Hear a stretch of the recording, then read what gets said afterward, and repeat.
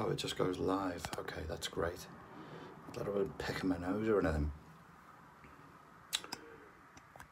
So I apologise for the last live stream. I hope that was a StreamYard issue, and that StreamYard had just gone down.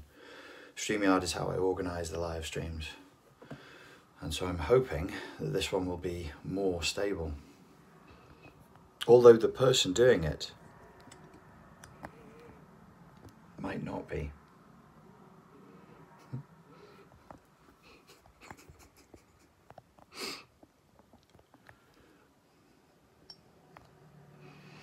We're all in the upside down now. You must suffer this pain with me. I'm not sorry. You deserve it. We all deserve it. No eternal reward will save us now for wasting the dawn. Who said that? Was it Rumi? No. Who said, no eternal reward will save us now for wasting the dawn? I'm going to delete this. I'm only on here because the end of that live that I just posted was me saying fuck it and then just switching off. And I thought, that's a bit rude. You know, people have abandonment anxiety. You can't just say fuck it and disappear. I'd tell you something else. It's not very professional. Why delete it? It's not deleted. No, I've set it to no, it was a good one.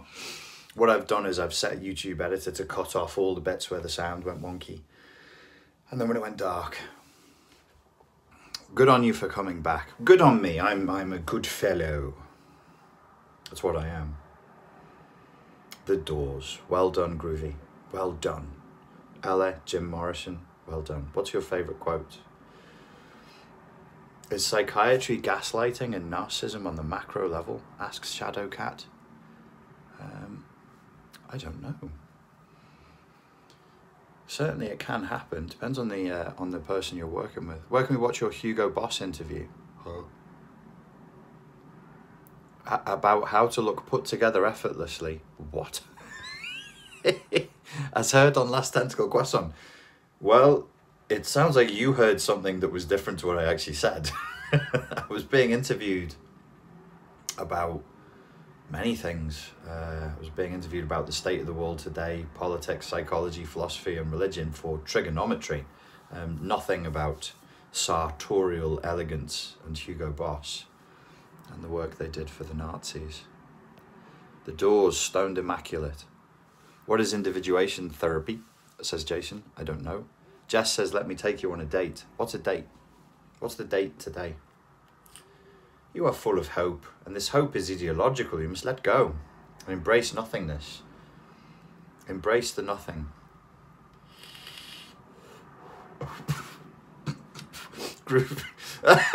Groovy asks, I'm too sensitive. How do I become more toxically masculine? Follow me, my friend, follow me. I've no idea. I'm not even entirely sure what that expression means anymore, but thank you for the laugh. Doorway asks, dude, how do I stop the inner critic? It's kicking my ass. Go to Fortress Mental Health Protection System. It's a YouTube channel. There's a whole free course there on overcoming CPTSD. And there's a bit there on the yin-yang principle for overcoming CPTSD that I got from Pete Walker.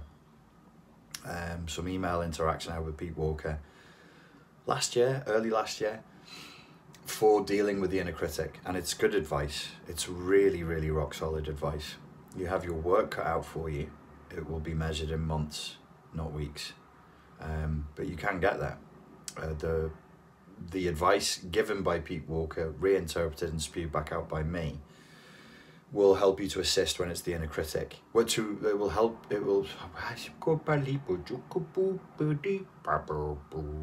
will help you to recognize when it is the inner critic that is speaking to you and not you.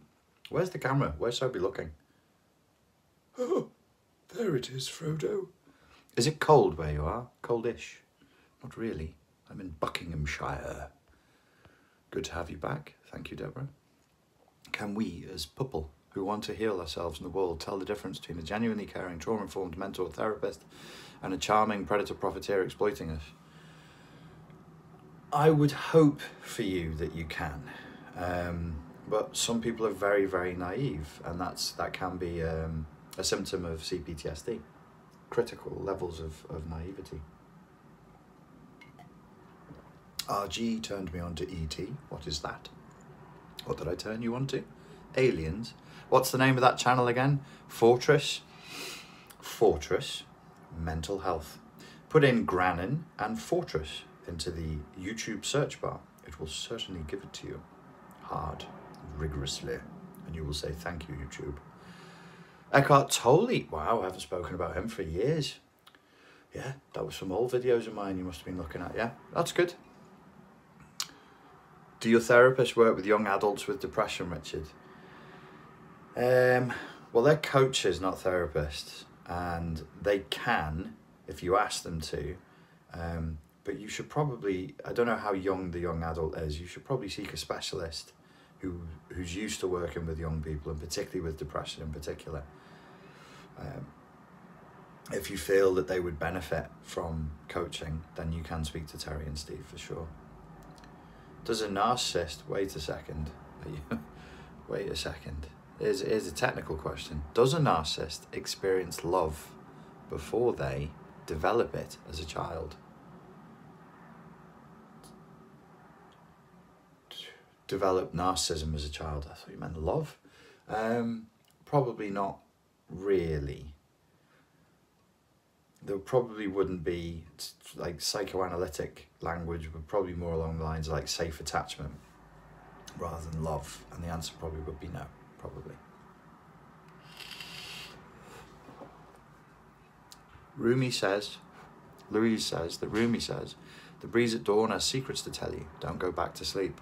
What a beautiful little line that is. I love Rumi. That's great. Thank you, Louise. Do you think murder is on a spectrum from covert to overt, like everything is? What's covert murder? Is that when you put a balaclava on first? Poison them like a ninja. Throw a shuriken in their back, a poison tip shuriken. That was covert murder, that. I did it on the sly, lad. What flavour is your vape? Mango. This mango. Richard, have you ever paid for mental health therapy? Oh, yes, I have. I am at the moment. I am in therapy at the moment.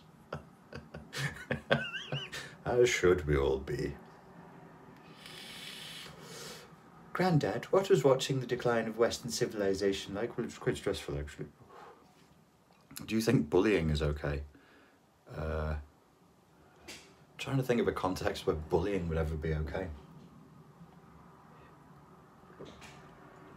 No, if bullying is actually bullying, no. No, it's never okay.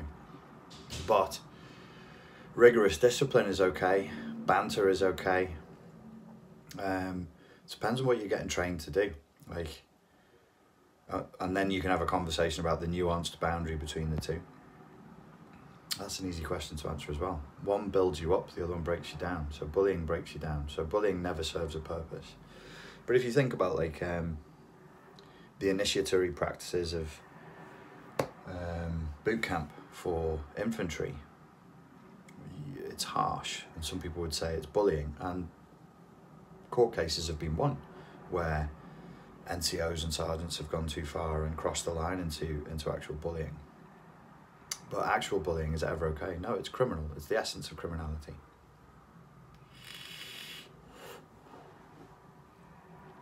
Could you do a session on game theory in a world dominated by a divide and conquer mentality?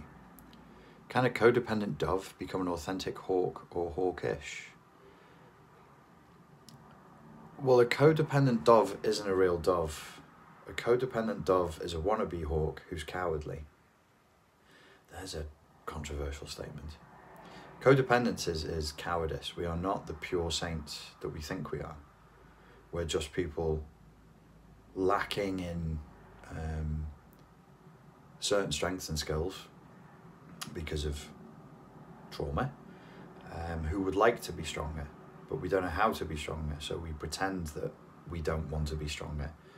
Nietzsche defined this first in his idea of slave morality, which is well worth a look into. Jeff Watkins says, pushovers, yes. People pleasers. We were groomed as children. Unfortunately, yes. Unfortunately, yes. How did my grandparents survive the Holocaust? Asks Adria. And then just go on with their lives without any therapy. Were people just tougher then? What do you think? Well, there are people who go through terrible experiences who don't need therapy for it, even to this day. So there are people walking around who would benefit from therapy who aren't going. So I don't know whether your grandparents would have benefited from therapy or not. Were we tougher then? I think our expectations, we can say, were different. We were not as entitled. We were not as likely to think of ourselves as fragile. And therapy back then wasn't what it is today either. So were they tougher? Maybe. People are tough today as well. People go through terrible, terrible ordeals. We haven't evolved since the 1930s and 1940s. We're not biologically different. We're still using the same hardware and software. So I'm hesitant to say that they were tougher back then. Oh, somebody's given me money. £3.72. That's very good of you. What am I to do with it? No, thank you. That's very kind. Thank you. Not necessary though. You don't need to give me money, but I appreciate the support. Just give me a like and a follow. Have you come across the Power Threat Meaning Framework by psychiatrist Lucy Johnson? I have not. Tell us the music you're into. Pantera, bachata, trap, ratchet trap. Sometimes folk, Irish folk music. Sometimes Slovakian folk music. I like a lot of different music. It depends on where I'm up to. Buy yourself a nice coffee out of it. Thank you very much. Walk. Walk is a great track. This Love is a great track.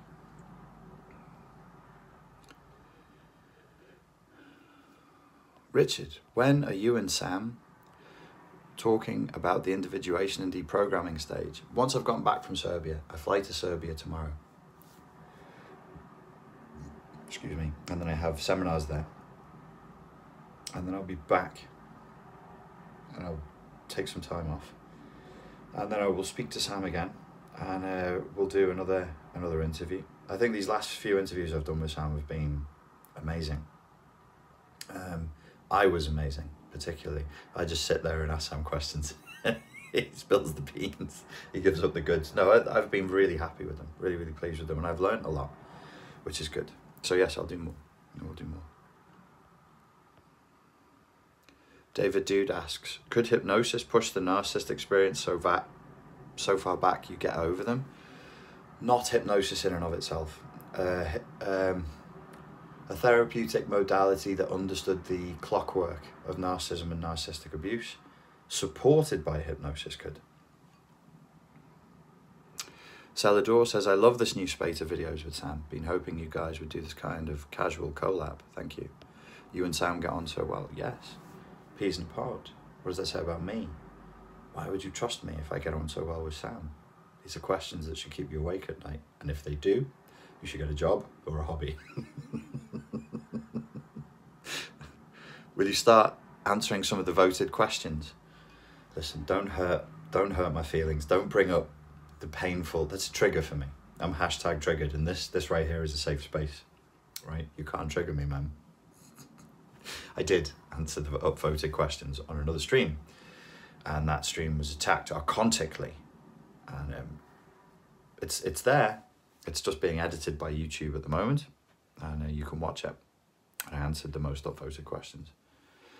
Jemba TV says, is there a reason you skipped my question, Richard? Yes. I know you just by your name and the picture. Actually, you don't even have a picture. And it's a personal vendetta that I've been waging against you for years. I want to hurt your feelings. And now that you've asked me that question, I know that your feelings are hurt. Let me taste the deliciousness of that sadistic victory.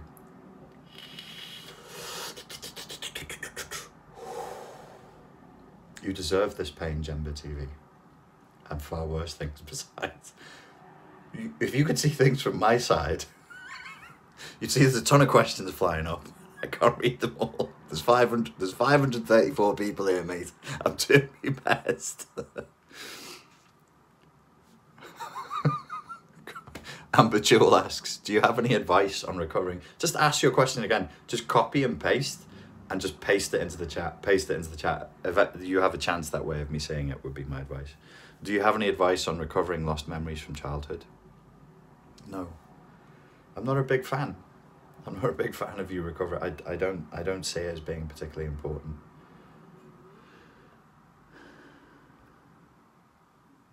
All right. Some people, man. I'm just a dude doing a YouTube live. Could you not? Could you not? It's a YouTube live. If you need therapy, go see a therapist. Okay? Give me a fucking break. Just, guys, context. Social intelligence. Meet me where I'm at. Work with me. Mango vape sounds delicious. It is. Where can we watch your Liverpool seminar about that wokeness situation is getting better? It'll be out soon. It'll be out soon. Why do you allow bullying on this platform? Oh, God, really? Why do you allow bullying on this platform if you dislike bullying? Okay, my name's Richard Grannon. I don't actually own YouTube. The extent of my control and agency over YouTube policies, pretty limited. And the proof of that is the fact that my channel is this close from being completely deleted if I say one word. I'm not the manager, Karen. If you want to complain to the manager, Karen, this dude, I am the guy serving the fries. I have no control. So anything that happens on this platform or any social media platform, the platform itself and the content creators like me, we expect you to use it reasonably, keep your guard up. You're on the internet, like you're interacting with strangers. There are scammers out there, there are weirdos out there. The onus of responsibility is on you to use this platform like a reasonable adult. If there's bullying going on, I don't know, report it or tell someone or block them. I don't know. Evil exists, man. Can narcissists love animals? Not really, no. They don't really love anyone or anything but themselves. And even that isn't authentic love. It's only a desperate hunger for adulation that never ends. Will social media narcissism end? It will when the war begins. Because the first thing that our opponents are going to do in the East is attack the systems that provide you with your social media juice. And that'll be a day to remember, won't it? Will we be able to remember it if all the internet goes down and all the electrics go off?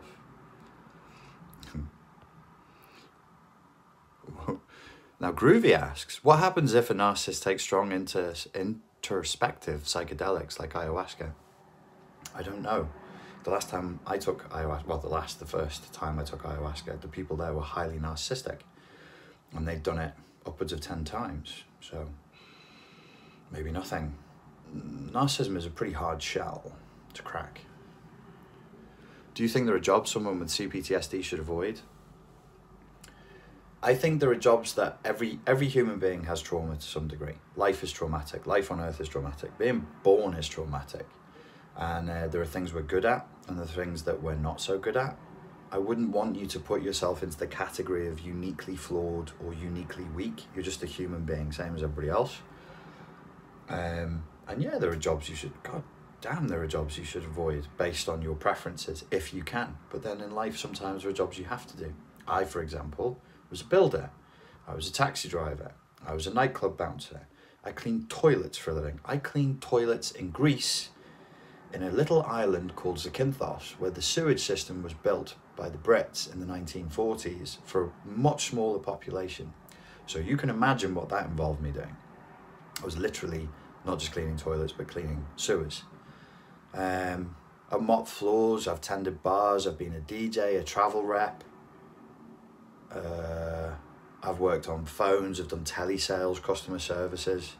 These are all shit jobs, but you should do shit jobs that you don't like. You should do shitty jobs that you don't like and make shit money and let your character build. And if it's doing you in, then you should stop. Meta research. Do you mean you want me to research the metaverse that everybody is willingly going to go into? We're going to jump into the pods of the Matrix. I'd rather do the sewage than the call center, in my opinion. Yes, for sure. The worst thing was telesales. I sold advertising space, and that nearly broke my soul so badly that when I watched the film with Ben Affleck called Boiler Room, I get really, really upset. It was awful. It was hell on earth. Boiler Room is a pretty good low budget movie that everybody should probably watch about scammers, or at least give it a go. But I found it hard to watch because I really, really hated that job. The problem with the sewage cleaning in the peak of summer is there is a physiological response to smell where you can actually be physically stopped by smell.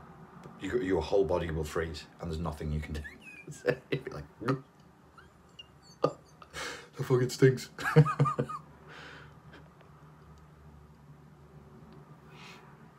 Metaverse is the beast system. Yes, the great shaitan.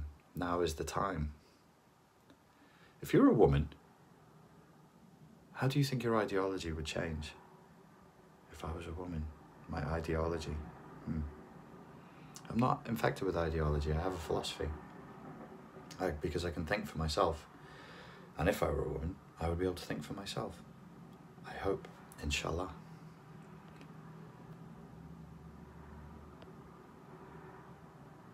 Is this about Austria? Nobody mentioned Austria. No, I wasn't going to mention anything about Austria. Is the knee healed? No, not fully. It's still healing. Still getting there. Okay, I'll take one more question and then I will end this. Thank you for your patience with the last stream. I'm sorry that it bombed and died. It's being edited now and it will be available to watch. Katie asks, do you emotionally protect yourself when interacting with Sam? So we'll end here with this, and you can make of this what you will.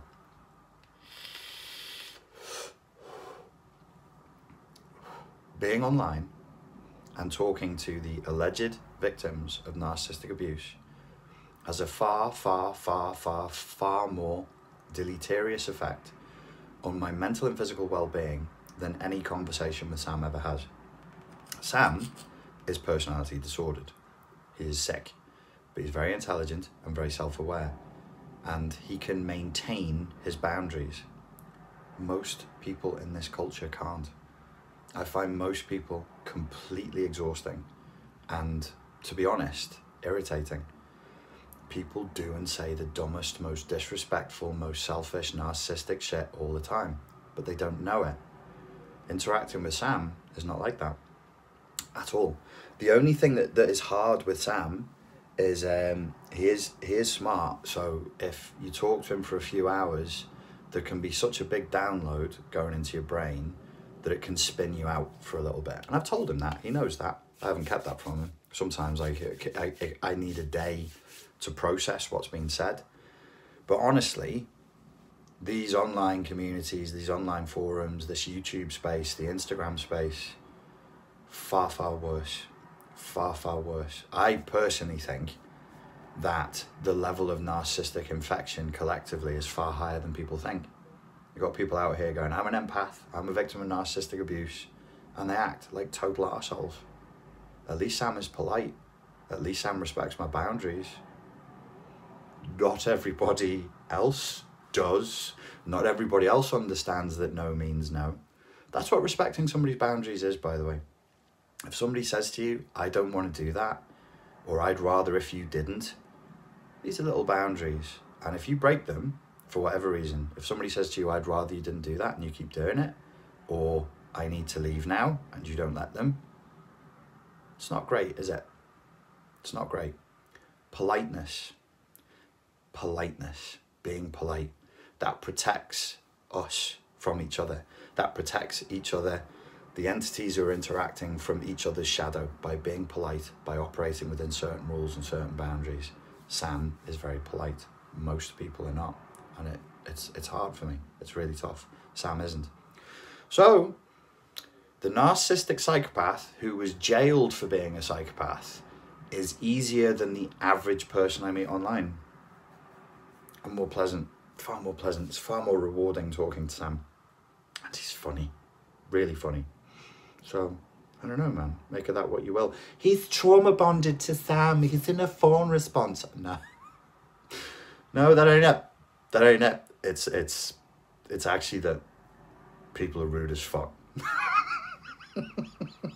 That's actually what it is. The normal standard of behavior now that people think is fine. I'm not talking about kids. Like, people come to my seminars, middle class, middle-aged adults. Their normal way of interacting is not always, but sometimes pretty goddamn awful. Pretty goddamn awful. Pretty abhorrent. Pretty rude. So there you go. That will leave you with something to dwell upon, think about, keep you awake at night. 3 a.m. Am I a narcissist? Is it me? Am I the narcissist? Ladies and gentlemen, thank you very much for your time and your attention. I do appreciate it. Please hit the like button and save me from the YouTube algorithm.